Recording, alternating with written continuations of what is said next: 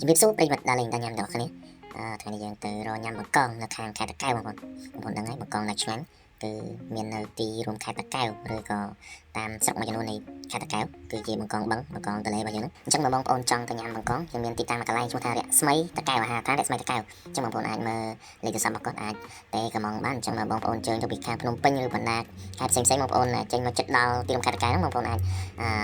តែកក់តែកំងគាត់បានហើយហាងមកគាត់มันខ្វះកន្លែងអង្គុយបងប្អូនហាងមកគាត់មាន2ទីតាំងនៅខាងមាត់បឹងតាកែវចិត្តទៅនឹងផ្សារណាត់ផ្សារចាស់ផ្សារតាកែវចាស់ផ្សារណាត់ហើយនៅតាមបរិយាមាត់ទន្លេមាត់បឹងខាងខ្ញុំគេហៅបឹងតាកែវអញ្ចឹងបងប្អូនអាចអញ្ជើញមករកទីតាំងគាត់បានតាមលេខទូរស័ព្ទរបស់គាត់ដែលមាននៅលើផ្លាកប៉ាណូរបស់គាត់ឬក៏នៅលើ caption ខាងលើអញ្ចឹងបងប្អូនអាចកំងគាត់ទៅដល់ពេលដែលយើងអញ្ជើញទៅដល់ម្ហូបរបស់យើងឆ្អិនតែម្ដងហើយមានកន្លែងអង្គុយស្រាប់ពីព្រោះថាថ្ងៃសៅរ៍ថ្ងៃអាទិត្យអីមនុស្សច្រើនមែនតើអ្នកមកញ៉ាំបកងហើយមកជួរខាងមាត់បឹងហ្នឹងគឺហាងច្រើនបងប្អូនហាងមកជួរហ្នឹងសិតតែហាងកន្លែងលក់របស់ញ៉ាំលក់បកងលក់អីចឹងអញ្ចឹង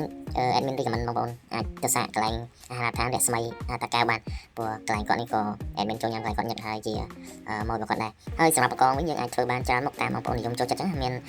ដុតអំបិលមានតុងយ៉ាំបងប្អូនចង់ស្ងោរចង់ខចង់អីចឹងគាត់មានមេនុយសម្រាប់ធ្វើមុខម្ហូបច្រើនអញ្ចឹងបងប្អូនអាចខទៅគាត់ទៅថាឥឡូវបងអាចធ្វើបាននេះខ្លះទៅមួយបកងអញ្ចឹងបងប្អូនចង់ញ៉ាំប្រភេទណាបងប្អូនអាចកំងគាត់ចាំបានទៅពេលយើងទៅដល់គឺឆ្អិនតែម្ដងហើយសម្រាប់ខ្ញុំទៅលើកនេះគឺយើងយកដុតអំបិលតេសមួយហើយនឹងជាមួយនឹងតុងយ៉ាំមួយអញ្ចឹងបងប្អូនដោយសារគ្នាតិចដែរអញ្ចឹងយើងធ្វើ2មុខហើយបកង2គីឡូហើយអញ្ចឹងតម្លៃរបស់គាត់សមរម្យទេបងប្អូនកន្លែងគាត់តម្លៃសមរម្យហើយការចម្អិនរបស់គាត់មានជារសឆ្ងាញ់អាចទទួលយកបានអញ្ចឹងបងប្អូនទៅសាកបានដឹងកុំឲ្យថាadmin ជិះថាអញ្ចឹងតោះតែយើងទៅសាកកន្លែងគាត់ហើយដូចខ្ញុំបានប្រាប់យ៉ាងហាងមកគាត់អតិជនគាត់ច្រើនអញ្ចឹងគាត់បរិយរហូតដល់2ហាងអញ្ចឹងបងប្អូនទៅដល់បើសិនជាមកកន្លែងពេញនៅមានកន្លែងទៀតណាបងមានកន្លែងគាត់កើត2ហាងអញ្ចឹងរស្មីតាកែវបងប្អូនអាចជួយទៅបានហើយចំពោះទឹកជ្រលក់របស់គាត់មានដូចជាយើងបុកទឹកត្រីកោះកុងមួយហើយមួយទៀតដូចជាទឹកត្រីកសាំងបងប្អូនទឹកត្រីជូរកសាំងអញ្ចឹងអានោះក៏ឆ្ងាញ់ដែរសម្រាប់ទឹកជ្រលក់របស់គាត់ហើយបងប្អូនអាចទៅអង្គុយញ៉ាំមើលទេសភាពផ្សេងៗនេះខែប្រាំងខែវស្សាខែប្រាំងទឹកយើងស្រកហើយសម្រាប់បឹងតាកែវយ៉ាងនេះតែខែវស្សាចន្លោះខែភ្ជុំខែទឹកគឺឡើងមកដល់ខាងក្រោមកញ្ចុះខាងក្រោមកន្លែងអង្គុយគាត់នឹងទឹកបឹងមើលទៅអេលាទឹកលំហទឹកធំធេងបងប្អូនអាចជិះទូពីខាងបឹងតាកែវហ្នឹងបងប្អូនអាចជិះរហូតដល់ខាងវៀតណាមខាងប៉េងកូខាងកូបរិយជលសាយជិះទៅដល់ខាងហ្នឹងចឹងបងប្អូនទៅដល់ខាងវៀតណាមបានព្រោះបឹងនេះធំខែវស្សាខែទឹកធំមកគឺបងប្អូនអាចជិះទូបានហើយខែប្រាំងគឺយើងស្រួលដល់បងប្អូនជាប្រវត្តិយើងគាត់ធ្វើខ្សែប្រាំងធ្វើអីចឹងទៅតទៅជាមួយនឹងការធ្វើខ្សែការនៅខេត្តតាកែវយ៉ាងនេះអញ្ចឹងសម្រាប់បងប្អូនដែលចង់ញ៉ាំបង្កងកុំភ្លេចអញ្ជើញទៅញ៉ាំនៅខាងខេត្តតាកែវជួយគ្រប់គ្រងផលិតផល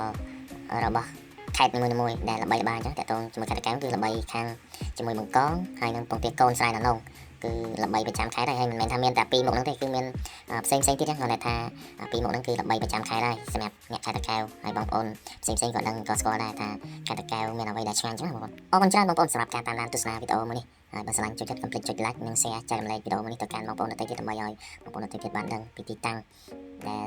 យើងចង់ទៅលេងកម្សាន្តចង់ទៅញ៉ាំអាហារឆ្ងាញ់ៗជាមួយនឹងភេកដែលលេងដល់ញ៉ាំរបស់យើងអរគុណច្រើនបងប្អូនរីករាយដំណើរកម្សាន្តនាពេលចុងសប្តាហ៍ថ្ងៃសៅរ៍ថ្ងៃអាទិត្យឬថ្ងៃបុណ្យជាតិផ្សេងៗកុំភ្លេចចូលរួមគាំទ្រផលិតផលក្នុងស្រុករបស់យើងគាំទ្រផលិតផលជាតិខ្មែររុងរឿងរីកចម្រើនអរគុណច្រើនបងប្អូនជម្រាបលាបាយបាយ